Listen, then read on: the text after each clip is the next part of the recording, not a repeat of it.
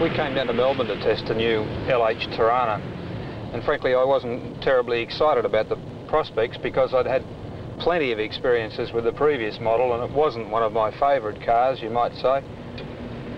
But this car is so different it could even have been built by a different manufacturer, and we'll take a look at just why it's different in a very short time.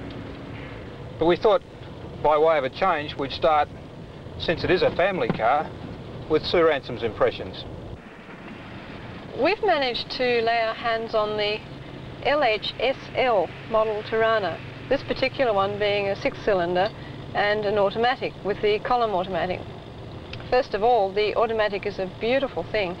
It's got a very quick and a very smooth change. You kick down and it's instantly there. You've got instant acceleration and it's smooth. You don't get jerked all over the place. I found that this car is a very nice car to drive. The suspension's very smooth and it is quiet. The engine you can hear under acceleration, but under normal circumstances of motoring it's fine. It's so quiet, it's very nice. The seats are very comfortable to sit in. It's a very nice sort of design. It holds you in both on your shoulders and on the seat squab here, so that you don't fall around at all.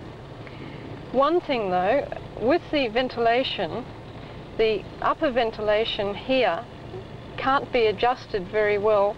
All you can do is to turn it on and it comes straight onto your face. If it had the adjustment that the ventilation had down here, and this one here looks somewhat like a mini air conditioning duct, it'd be much better because it wouldn't necessarily have to hit you straight in the face, and for me, of course, it does.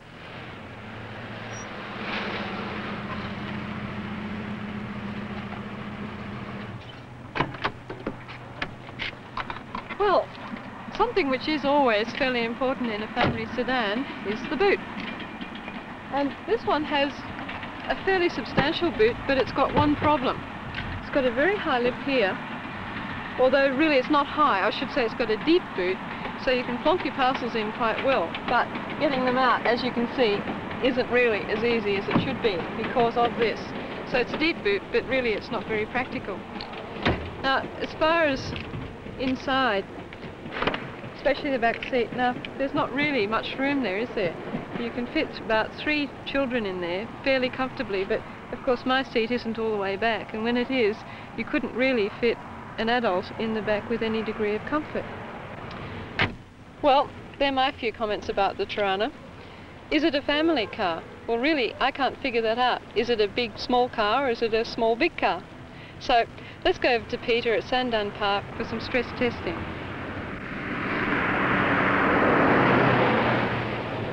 Its handling is the thing I think that's most improved over the previous model. And the reasons are simple enough. It's got an extra 4 inches of track and it's got substantially more suspension travel, so it's got a better capacity to absorb the shock of bumps and things. But it's really very good. Its handling is accurate, it feels right, it sits tight on the road, and it points very precisely into corners. At the same time, it's stable. There's no excessive body roll. The car just does exactly what you'd like it to do under those conditions. We've already done a few maximum effort brake stops in this car and a few ordinary brake stops as well, as it happens, but the maximum effort ones are the ones that I was interested in because in the old Torana there was a tendency for the car to lock its back wheels and to get substantially, in fact, directionally unstable. Doesn't happen with this car because of the wider track. It's got a better track wheelbase ratio.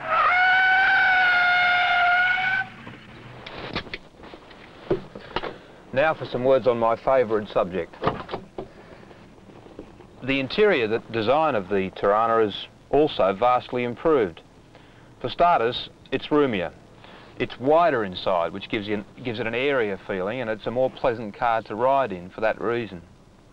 But from the functional point of view, instrumentation is good and well defined and right in front of your line of vision, so just a fraction of a drop of the eyes will pick up all the information that you need from there. But little things like these annoy me, and they go on and on and on. Steering wheels which are made of very smooth plastic with grooves in them and heavy finger notches. which really don't stop the wheel from sliding about in your hand when your hands get very sweaty anyway. And we could use some better steering wheels in this day and age, and this one's particularly bad. In this Torana there's a new concept emergency brake operated with your foot, like so. I guess it's a good idea, but I honestly haven't quite got used to it yet, and I'd still rather have it between the seats on the floor where it's supposed to be. But I think the ladies will like it, because in this case we've got to just a flick of the wrist will let it off again, and it doesn't require so much leverage to put it on. Now, the subject that's nearest to my heart, seats. General Motors have had a reputation for designing and building pretty bad seats into their motor cars over the years, but at last they've come good. The seats in this Torana are great. They're nearly as good as anything I've ever driven with. They're not yet perfect, but they're good, and they're a lot better than we've ever had from General Motors before. So all in all, right throughout the line, the car is better. And if it goes on getting better, it won't be too long before it's, well, just almost too good for an Australian-produced motor car, at least by the standards we've been used to. We decided to go a little further with this car, and we took it out into the Dandenongs, which is a beautiful excursion at the best of times, to find out what it's like on rough roads.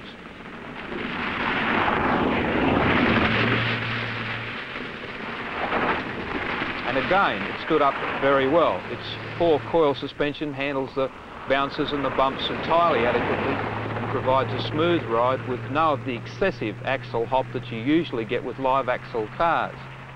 It handles well under those circumstances, and we had the added disadvantage of being involved with rain and quite a substantial amount of bad weather while we were up there.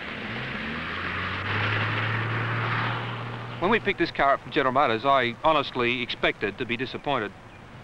But you might say I'm giggling with delight. No, it's not that good. But it is nevertheless a good little car, and in comparison with other products of a like nature that have come from General Motors, it stands head and shoulders above them. There is another version of this Torana, and it's fitted with a V8 engine. And I'm not in any way satisfied that we need to have this car, the current model compact, with a V8. I think it's wrong, quite frankly, to put that much power into a relatively small car.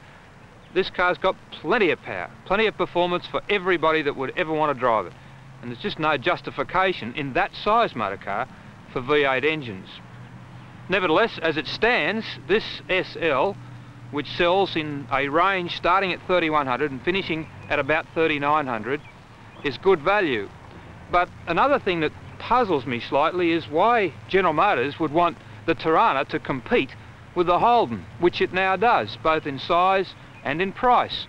And it just means that they're building two motor cars for the same purpose. If I had my choice, I'd rather buy this one. I think a lot of other people might think exactly the same way.